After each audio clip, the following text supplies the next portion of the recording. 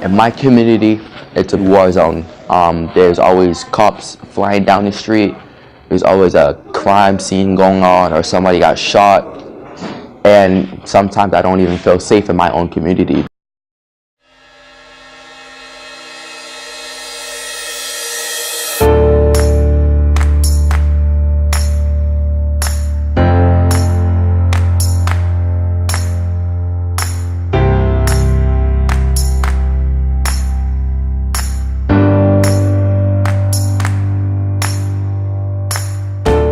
The goal of this, of course, is to give kids alternatives. We're trying to create a space where you can express yourself. Give back, personally, that's something I really wanted to do. When I come here, it's different. I met new friends and old friends from other schools. Hard work is always easy work. There's no stopping. Most females tend to hide behind the mask. Girls should just be who they want to be. A lot of boys are wearing a mask to protect themselves. I'm just a gangbanger who just shows no emotions whatsoever. Just because everybody else is doing something doesn't mean that you have to do that. What matters is the preservation of the union, and I would like to thank Cusp for that.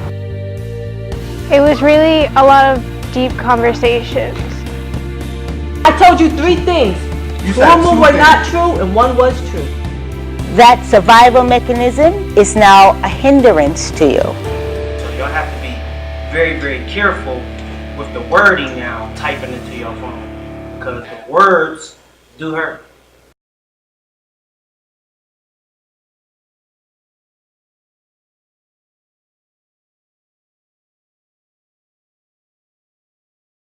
What I love about the program is that the young people get an opportunity to walk through, and when I mean walk, we really walk them through a series of conversations that help them to reflect on what their life is like.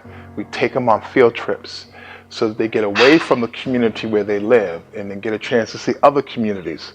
Not that those communities are better or not that those communities are more prosperous. We just try to get them into a different space so they can clear their heads. So, all right, so we're going to now have lunch. We are going to do it this way this time to see if it works. We're going to give you lunch now, then we'll get ready to get outside and do the work, all right? So just hold up a second. I think the lunch is in here. So. Yeah, it's here. Oh, great. It's over there in that box. One thing. Mm-hmm. Yep. Let's just go around one more time and say everybody's name, because we do have one person today. So we just want to go around and say everybody's name. Do you want to start? I'm sorry? And I'm Monique. Tyrese. Darius. Tamara. Natural. Kalia. York. Cheyenne. Reverend Liz. Alright. So week 1 we went to Kirk and we started cleaning up the neighborhood, something that I really like to do and I wanted to do either way. And we were meeting new people and we learned how to plant flowers and how to hit the dirt so we can hit it in a perfect angle and mulch and put it all back in correctly. Small details matter when you do landscape. You can, look, watch this. Everybody remember this when you get a house. You can call anybody to come over and cut your grass, but you need to call a landscaper if you want it to look pretty. That's the difference. That's the difference between you just say, oh, I'm going to go get my little brother and he's going to help me mow the grass, right? And then when y'all get into the program, because now y'all going to know how to really landscape, y'all going to come there and make it look totally pretty. Everybody good? We good? You good? You helping me out? Hi, my name is Kirk Womack, and I got involved in the Cusp program. A good friend of mine, Wyatt, came to me and asked me, he said, hey Kirk, since you do my landscaping at my house sometime, how would you like to help me out with some kids? And so he knows I'm a community-oriented type of guy. I used to do basketball tournaments in the Hyde Park area and Fairmont Housing Complex for 2 or 3 summers and just donated my time. So he knew that it was something that I'd probably get into, and so I think he asked me at the right time. I think that the Cusp program is just great. I think it's look behind me. It's just teaching the kids the unity. It's teaching them, a sense of belonging. It's teaching them rapport with adults, between adults and teens. And I think it's going to go to higher heights, and it's going to reach out to a lot of people. And I think it's a great starter program for anyone to get their kids involved into something that just want to keep them busy. and then get them acclimated to how they can get into regular society and get a job and have some job experience and have job skills.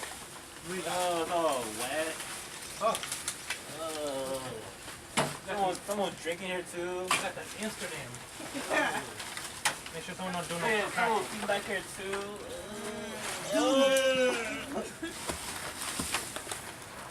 We started the Cusp program a few years ago when this neighborhood was particularly overrun with a lot of street violence. There were a lot of gang shootings, and kids were like scared who weren't in those gangs. And so the church decided we wanted to do something for young people, to give them some alternatives. There are many good programs in this city. There are many good people doing a lot of things, but we wanted to make sure that this neighborhood was covered. So Cusp stands for Common Unity, which is kind of an interesting way of saying community. Summer intensive program. So we started it just as a way for kids to have a place to go, the basement of the church, to talk about things and to be connected in community so that they're not afraid of things that are going on in the streets. We added this trauma component because there's so much pain in this neighborhood. There's so many people hurting from violence and racism and unemployment and just broken promises, particularly our youth. And so by saying it's trauma informed, that just means that we're going to give you as much love as we can give you based on the fact that we understand that you're hurting and you're part of a hurting community. What we want to do is give you all a chance every day to put some thoughts down about how you're feeling about life or things that we're dealing with you on, okay? Reason why is because, trust me when I tell you this, you look back like 5 years from now, you're going to be like, pink cookies in a plastic bag, getting crushed by buildings. What do I mean by that? Oh, I know what that is. You'll be like really surprised at how you think. That's what happens when you look back at old journals, okay? It says a lot about who you were back then. And you may even learn about who you are now based off of reading journals from the past, okay? So what we're gonna do is give you all some practice. Let's get some pens. Well, we're gonna ask you to go to your own place here. No, you're not gonna be hanging out with someone. What are you writing? I don't know, I'm just writing. No.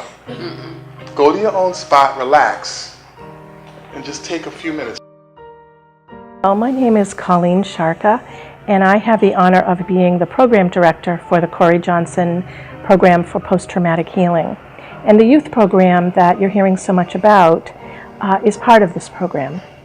And what I wanted to talk about and share a little bit that I've been witnessing in this is that a lot of the young people who come here are looking for a way to unpack and understand and heal from what's going on outside of our space here. And so when they come here, they may have all kinds of feelings and emotions and anger and hurt and frustration, fear, and really what we're talking about is trauma and traumatic stress from a lot of the things that they're experiencing either at school, in the neighborhoods, at home, just in our environment. Last year, I had a lot of things that traumatized me because of past experiences, and that helped me a lot with it. And what helped me better was making friends within the program, and so that helped me a lot because once I make friends, I feel a lot more comfortable, feel more open. I can say whatever I want. What we're trying to do here is really allow them to have safe space, number one. They have to feel safe here, and they have to feel like this is a place they can count on every time they come here that is the same, loving and unconditionally accepting them.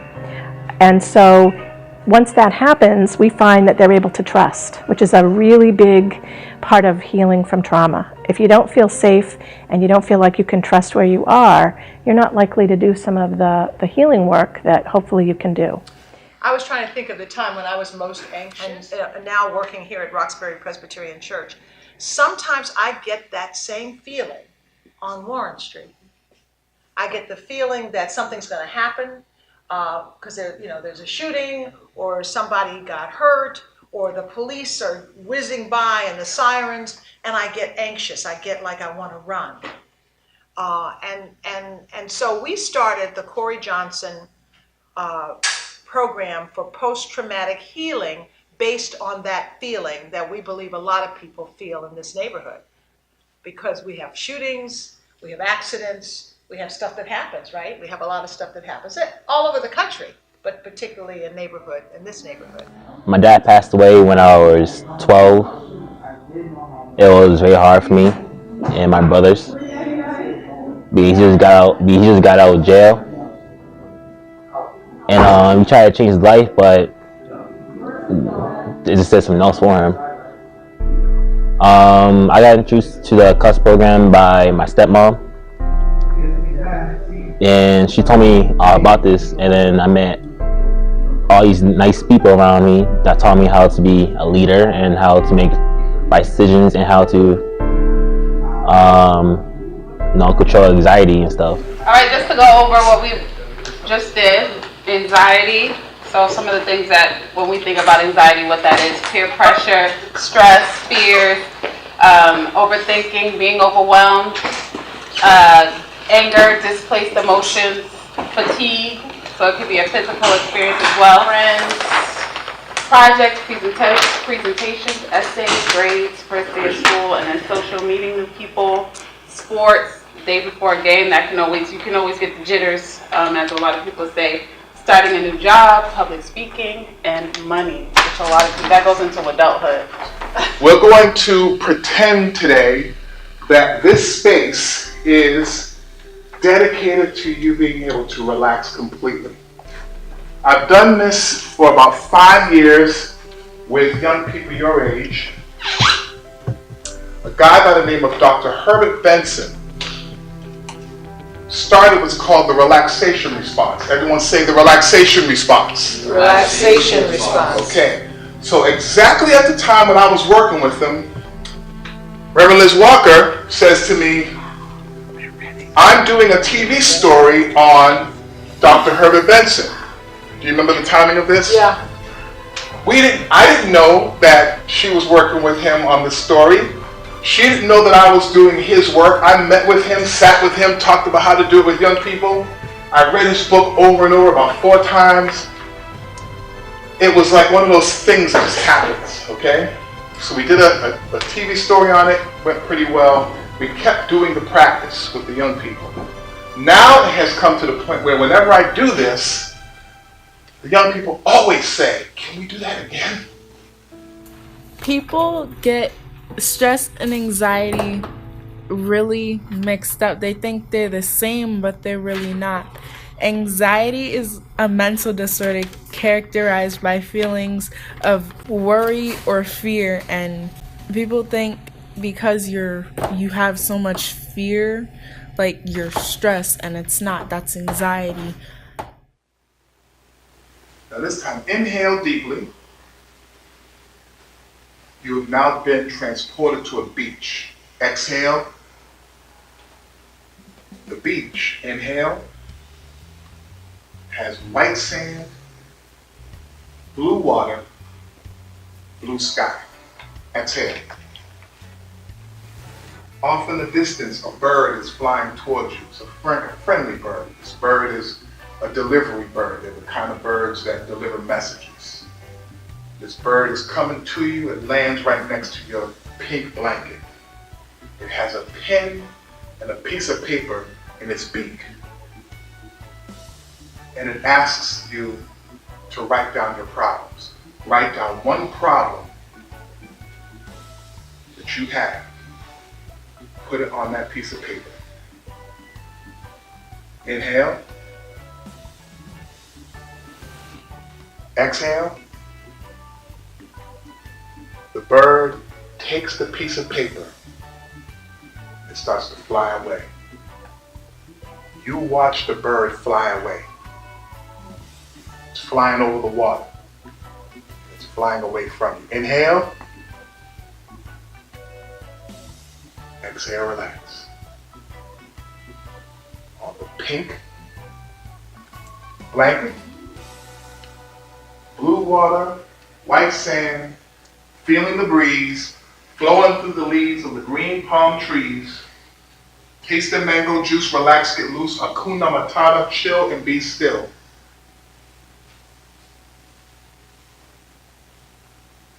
whenever you're feeling stressed, a key piece to do is to take a deep breath. Believe it or not, one deep breath can save your life.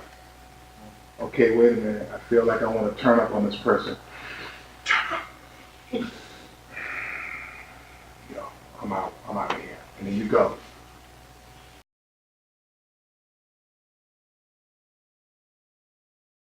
So what you do is you just keep going around and you ask a question, right? And when you skip the beat or you skip the rhythm, like you got to sit down. So we're going to do a quick dry run, just to let everybody understand what it's about, and then we can kind of sit down and I'll take any other questions that you have about resumes. Whoever wants to come and do it with us, and we can kind of just wrap it up. Okay, so it goes kind of like this. I'm gonna go this way. What's your name? You can't answer. You gotta ask him a question. Oh. Let's try it again. Can we ask them the same question? Any question. You can ask him any question. Where you live? Where you at? Where you going? So, but you can't repeat the question. You can't repeat the question, and you can't answer the question. What's your name? Where you going? What color are you? That's what happens. Hi, my name is Tiana Morris, and I work with the Cusp program as program support. I am currently working with a group of 4 students, and myself, along with Reverend Liz, we're working with them around their goals. So the object is for us to find out what their goals are and work with them to build a plan to move toward those goals. 15 years from now, 2000 what? 2032. Let's look at that. 2032. When were you born? September 7th. That's a Tuesday. 3 Tuesdays in a row. Isn't that interesting? Write that down. My name's Tyrese, and I'm a member of the Cusp program.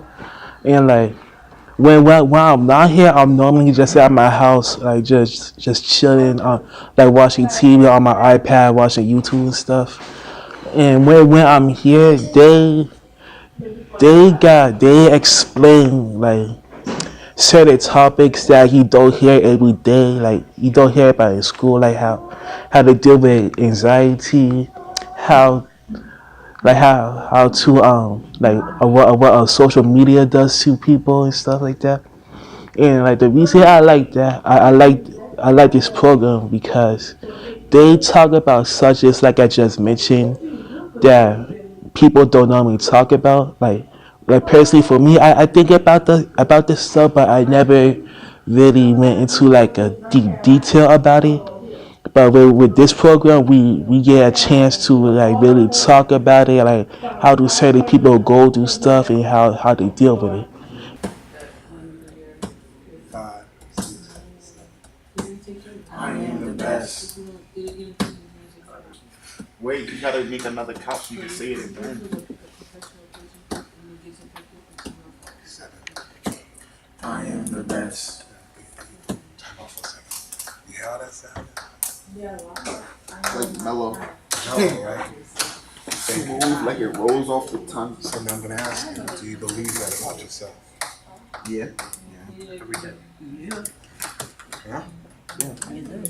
Okay, so here's the reason why I say this is because you say that every day in the mirror, 3-4 times a day.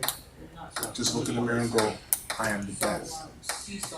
And look at your eyes. Look in your own eyes. It can really, really get you going. I am the best. On week 2, we went to Woodbine Street. Even though it was hard, still we tried our best. We teamwork together because remember, hard work is always easy work. There's no stopping. Hold on, I got you. Should I put my gloves back on though? Watch out for needles that could be hidden in there.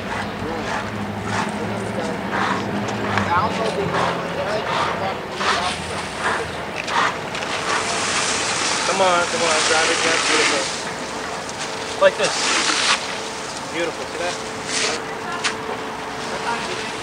Glass bottle, champagne bottle, something there. Oh! My nose itches. I can't itch. It's a beer bottle. start this for you. Come over. No. That's even worse. Get some more. I joined the Cusp program last year. This is my second year attending.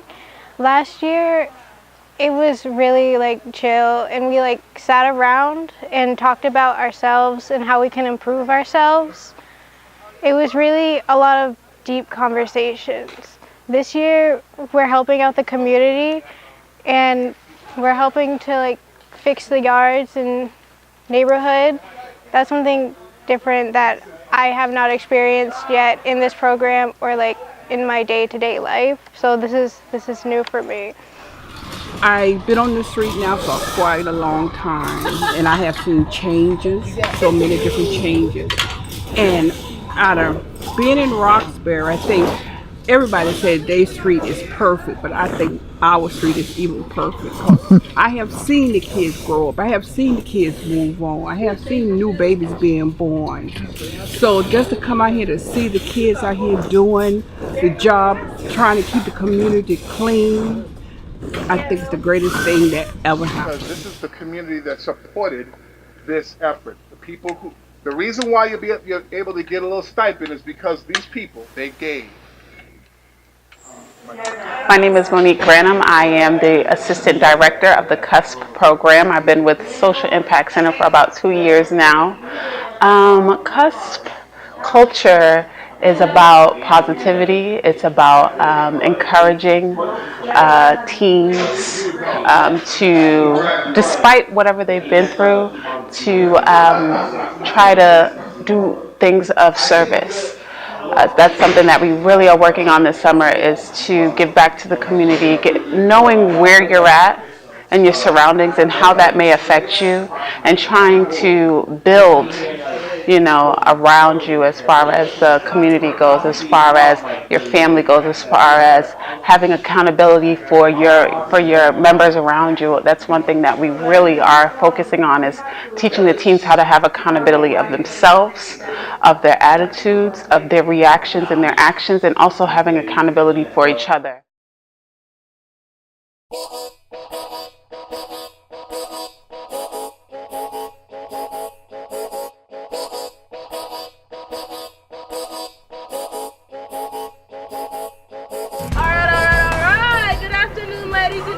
Welcome to Harvard Square and welcome to the Harvard Tour. My name is First Order of Business. I just want to make sure everyone has their stickers on, somewhere nice and visible. Let me see them. Awesome. This is just how your tour guide keeps you guys together in the yard, has you guys nice and accommodated, because as of right now, you are one big Trademark Tours family. So this is kind of like your last name. Alright, so we are now standing in Harvard Yard, which means you've officially gone into Harvard. So congratulations. You just walked under Johnson Gate right over there. So we call it the John Harvard statue. We also know it as the Statue of 3 Lives. So alright, don't hurt Hey, don't piss the book. I see you. Kiss the shit. Hey. Oh, you out there. Come on.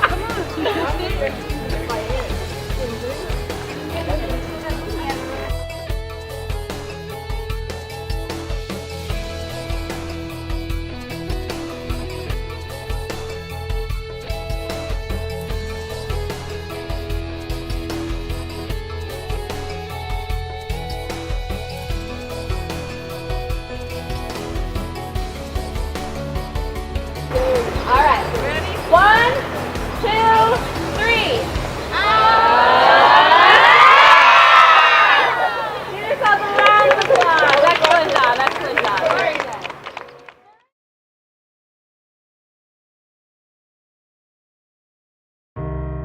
When I come here, it's different. I get to like talk to people about how I'm feeling and talk to people about how my weekend went or stuff like that, and it's just like a place I can come to just to let out my emotions and to tell people how I feel. And anxiety is actually a natural human response. Your brain is a natural human response to an external happening. And just me being like here and outside on a daily basis is kind of different because it's just like when I'm in here, I get to talk about things with people. When I'm outside, I just kind of chill with my friends and don't talk about it and let my emotions out that much. So we live in an inner city, so things are always happening in our inner city. So the brain actually, it's an alarm clock, if you will, that tells us something is going on. Like when you're in school. I remember when I was in school, because I went to school in the inner city, and when there was a fight, literally, I remember going, oh, there's a fight. Y'all still do that? Yeah. We practically jump over tables, run. People usually would want to jump up, want to go look, see what's going on, or some people would go in the opposite direction from the fight. So it's a way in which your body tells us, take care of yourself. Or if you're living in the city, you hear gunshots. People usually do what? You hear gunshots. Run away, you duck. Even if you just hear it, it's not in your vicinity, but just hearing it, you usually duck or hide. Yeah. So it's the body, how the brain tells the body is a natural response how to take care of yourself. The thing is, though, I'm going to come get to you. When you hear it often enough, you develop a psychological problem of always being anxious. Always, so you can't sleep sometimes. So that's a response of having now a problem with having a over anxious and over anxiety issue of responding to what's the external piece of the anxiety that's going on. Does that make sense? So now you're always reactive to what is happening. So that survival mechanism is now a hindrance to you. Week 3, we went over anxiety with Miss Rashida, and we went around the neighborhood. And taking that walk, it was like stress relieving and takes away some of the anxiety that most of us were feeling. Please don't. I'm the pastor of the church down the street. What are you guys doing over here? Building. I'm Reverend Liz Walker. Your name, sir? I'm Joseph. Okay, please try to respect me. Oh, no. My hand is dirty. So what are you building? 7 units. 7 units of apartment houses? I believe so. Maybe, I think so. Thank you. Hey, you're not the news lady, are you? I was, and I sure do like to be respected and not Wait. disrespected. Yeah, I remember you. Nice to see you. So they're building apartment houses over here. Have a good day. They're building on private apartment houses. But here's the issue. They're building 7 units. So where are people going to park? Yeah. I heard now when they put up buildings, they have to have some kind of parking. Yeah. This is what I heard. Maybe they'll build a parking lot. Maybe a lot. Okay, we're going back in, everybody. For a little question and answer period. Reverend Liz, we got your church. Here we are. Hayden.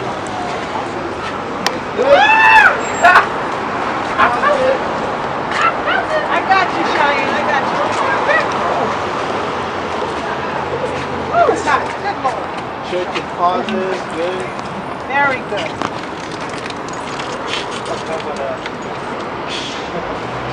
Okay. A little Q&A period. You see how well you observe. That's what I'm paid for. Thank you.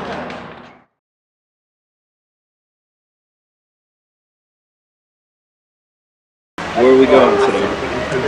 I heard that we are going to a construction site of some sort to find out about how they're rebuilding Boston. What are some of the questions you're going to ask? How much money this is going to cost, and how many people are going to come here because of these new buildings. Why is that important to you? Because Boston's already crowded as it is. And there's already not enough space on trains, So I commute. Okay. That's a problem for me. And that's where.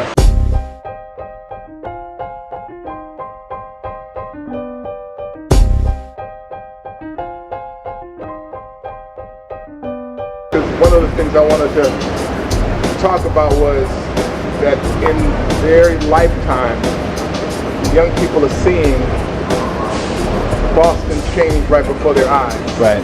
And this is happening all across the country in major cities. And the young people, their identity is being shaped to a degree by how they respond to all the change that's going on in these cities. We know gentrification is happening, but we also know that these big multi-billion-dollar corporations that are moving in are setting up structures and infrastructures to like basically change the face of the city. So where do they fit in? That's the question.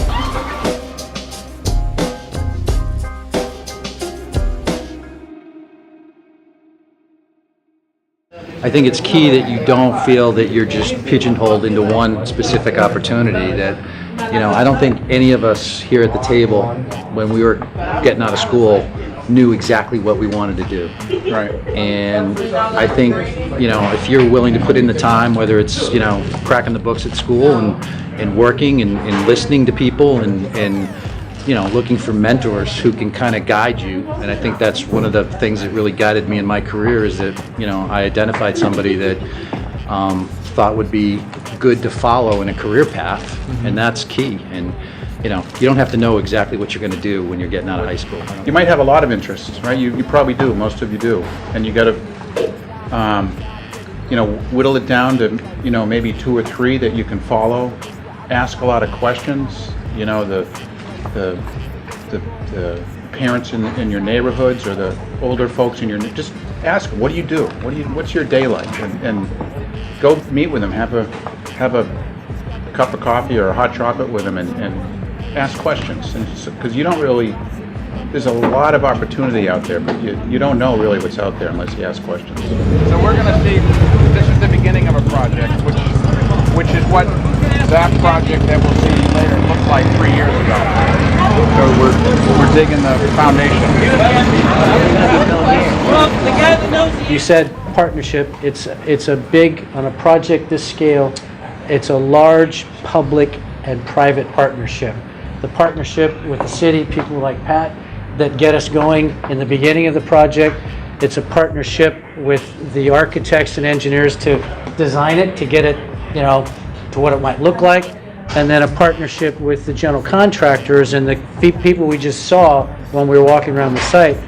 A partnership there because it's a human business, and so it takes the relationships that we form both with city officials, with designers and contractors. So it's a huge partnership to get something like this going. No, y'all here getting wet and rain.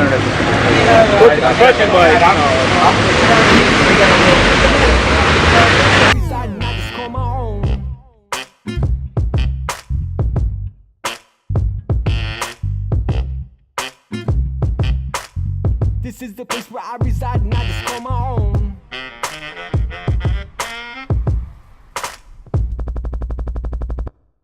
The range from a studio ranges from like 2,000, and then 3-bedroom is 5,000 to 6,000, but depends on like which floor you're on. How about this floor? I'll play 2,000. The studios are really nice, so you can put all your stuff in. I'll pay 2,000 for a studio like this. Monthly, right? Yeah. Yeah, definitely. You got that? I'll be here in 5 years. You got that? I can get it. I can get it. I'll be here in 5 years. Yeah. So you're saying you're not going to sell clothes? I'll get a few scholarships from school. One of the units on the top floor is 10,000. I'm taking that one. 5 years. I'm taking that one. I'll be your roommate then. So the big question, big one, Darius alluded to it, is this idea of creating a vision, this idea of creating a vision that other people can buy into. How does that work for you all? Do you all, to simplify the question, to even make it even more specific to this generation, do you use the internet or other media to say this is our vision, this is who we are, and this is what we want to see wherever we are. South Korea, Boston, waterfront. How do you help people to envision what you envision? I don't think we're very good at, the social media aspect of it. I don't know, Scott. There's lots of stories to tell. It's really not the reporting, right? It's not kind of mainstream news necessarily, whatever that may be. I mean, there's certainly stories about the, interest. There's probably a lot of people who would be interested in, what's happening on the waterfront, what's happening in the city in terms of economic development, jobs, interesting buildings going up, that, great stories. But I don't know if, I mean, maybe it's just, it doesn't have that splash or that effect of maybe some like a car accident or a fire or whatever it is reported on. I don't know. It's just maybe if there were more reporters or whatever, or maybe kind of independent reporting going on, like where people go out and seek stories, and then maybe they disseminate those stories on social media. Yeah, look, I could give them a thumbs up for showing their creativity by what they're doing for Boston, imaging what they could do to build new places, new homes for the people around Boston. And like I say, once they move on from generation, everybody will look up to them more. Living in Boston is expensive, but they're trying to, help out these people who need a good way to live at home, get to experience what's happening, to see how Boston is. And no matter what, for all of us at Cusp program, we can make a change for ourselves too.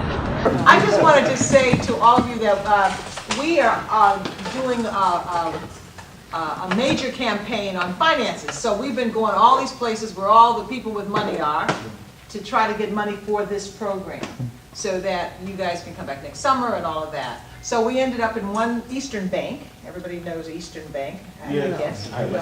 You have Western Bank? That was a joke? Sometimes it works, sometimes it doesn't. So we go to Eastern Bank, downtown Boston, and this big bank with all the other big banks, and we run into this gentleman who was making decisions about programs that would affect you. So I'm happy to say that Eastern Bank has given us some support for your program, but I'm even happier to say that Mr. Miller, Quincy Miller, who's the president. Come on now, when I grew up, you didn't see a man of color who was a president of a bank. You all may see it all the time, but we didn't see it as children. Who's the president of the bank, has a background not so different from some of you. And so we wanted him to come and talk to you, because I imagine there might have been a time in your life when you didn't even see banking as a possibility, or did you? No. So without further ado, I just want you to meet Mr. Quincy. Okay. Yeah. I always was concerned about two things. One, disappointing my mother and my grandparents, and the other was I played football, and so there's probably a million reasons why to make the good decision, but for me, those are the two reasons why I always chose the good decision, because I was worried about losing football, and I was worried about disappointing my mother and my grandparents. And while, lots of my friends would make other decisions, I always tried to think about what would that impact be. And weigh those pros and cons. Again, I'm going to be clear. It's not saying that I always made the right decisions, because as a kid and as a young adult and as someone, as an adult, you're going to make the wrong decisions at times. But trying to weigh what those are and how big of a mistake to make is a very key piece. But for me, that's what drove me. So I wish I would have had, to your point, Reverend Liz, more of a model to look for in business, but I really didn't. My mother told me growing up the whole time, she would always say, oh, boy, you have really expensive taste, and we didn't have a lot of money. So she said, you better get a good job, and you better go to college. And I'm not paying for it because I can't afford to pay for it, so you better get a scholarship. So, I mean, I probably heard that a million times as a kid growing up. And so I was able to use football as a kid to, I did pretty well in high school, and I did well in school as a high school student. I won't say that I applied myself to the fullest extent. I actually hated high school. And I would tell people all the time, for $1 million, I would not go back to high school. Is how much I didn't enjoy high school. But I just, well, let me take a story back. When I was a freshman in high school, my mother got multiple sclerosis. So at that point, I had a younger brother who was 13 years younger than me. So he was like 3 or 2. And so she's dealing with multiple sclerosis, which is a neurological disease. She wasn't able to walk for a while. And so at that point, I grew up really fast. And as I'm sure many of you, at times, you have to be the adult in the family, or you have to be on your own. And, I was feeding myself and cooking for myself forever because my mother, she worked 12 and 16-hour days, and I was the only child for 13 years. So I got really good at pancakes, oatmeal, more pancakes, and every once in a while, if I could get a Domino's pizza, that was like the key for me. Quinn Miller from Eastern Bank, that really inspired me because I want to become an architecture and do real estate business too. I came here this year. My first time joining this program. So I would definitely recommend this some of my friends who are interested in stuff like this. For me, I did have anxiety while I was a kid once, but now I don't because I have mentors, family, and friends to help me through it. And what they teach me, it was amazing. It's a really nice program, and I'll tell to young kids from 5 years later, just make the right choices. That's all I have to say. Make the right choices. Don't let peer pressure bother you. Just speak up for yourself. That's all I have to say. And be natural. I'm natural. I'm only natural. Only one natural. Only natural. They can be like me, but I still be original. The highlights for this summer are very different than the highlights from last summer. Last summer it was the pilot year, and we were experimenting with different modules and different ideas, and we were able to accomplish maybe 50 to 60% of what we wanted to accomplish. This year is different because we understand the context, we understand the community much more.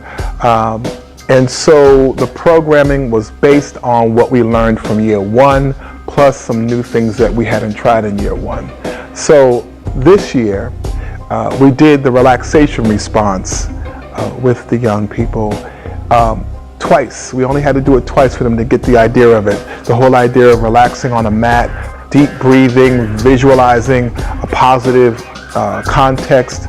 We had them on a beach, doing this whole thing with blue water, white sand, blue sky, the breeze is going over them, a bird comes from out of nowhere and offers them a pen and paper and asks them to write their problem on that paper, and then the bird flies away with the problem. So this was like a positive visualization to help them really let go of whatever was bugging them. And every time we did it, the 2 times we did it, they were just completely chilled afterwards, almost like, wow, man, can we do that again? Like that was dope. That was like a movie for me. That was like a way for me to get away. So that really was impactful. The other piece that was really amazing was my friend Pat Hoey, who is an old school DJ from back in the 80s and 90s. He now works for the city. He does city planning. So all the big developers, you name it, the seaport development, all the stuff that's going on downtown Boston, they all have to go through him. They have to talk to him about their plans. And so he is like the key guy now for the city of Boston if you want to build a building. So having him hook up a field trip for our youth was amazing. He went straight to BGI. BGI is one of the biggest developers in Boston right now. It's called Boston Global Investors. And what they do is develop buildings on top of buildings. They develop hotels, they develop condominiums, residencies, and right now they're redeveloping the whole seaport area downtown. And so for the young people to interface with the owners and to be given a specialized tour of all their properties was in a lot of ways over the top. Like, who gets that? And so there was a moment where Reverend Liz and I was saying, no one gets this kind of access. No one, not even adults. Like, you have to be an investor to get that access. Then we sat in their boardroom, asked them questions, and they answered every question. They gave us 3 hours of their time. Who does that? I mean, where do you get that from multi-billion-dollar developers of a new area of a city? That's just huge. That was another one. And then the other piece that came out of nowhere was Eastern Bank is now sponsoring. They're now giving money to the Cusp program. And so, amazingly, the president of Eastern Bank, it's a $10 billion bank, is a man of color. His name is Quincy Miller. And he came in to not just talk with our youth, but to answer questions and to hang out and give them his story about how he made it from his little community in Harrisburg, Pennsylvania, to then going to college on a football scholarship, to then going on to banking. And I'm telling you, there was so many nuggets in his conversation with the young people. All they have to do is take one aspect of what he said, and they could have a whole career. There was just so much synergy in his words with what we've been giving them all summer. I think that interview by itself, just that whole piece, was enough for the whole summer right there. So they've gotten, in one 6-week period, they've gotten more information than some adults get in their whole life, which is powerful. So what I'm thankful for is that all of these different pieces came together without us having to do much to make it happen. That's when you know that is looking out for us, right? And that, you know, of course, we're in a church basement. RPC is, you know, really focused on reaching out to the community. The Social Impact Center is aligned with that. So we're in that space where all we have to do is just show up with a plan and execute that plan. A friend of mine who went on to write a few books, he was my mentor for about 2 years, a guy named Dr. Dennis Kimbrough. He wrote the book Think and Grow Rich, A Black Choice. He's, you know, one of those consultants to big major companies. He said once, if you want to make it, here's the formula. He said, show up on time is number one. And you'll beat maybe 80% of the competition, just showing up on time. Then showing up on time with a plan puts you now in the 90%. So you'll beat 90% of the competition. But now if you show up on time with a plan and you execute the plan, now you can make it to, and at the time he said, the cover of Black Enterprise magazine. So showing up on time with a plan and executing the plan is exactly what happened this summer. We showed up on time and we followed through on the plan, and we have some really wonderful things happening. So it's been an incredible journey. It's excellent.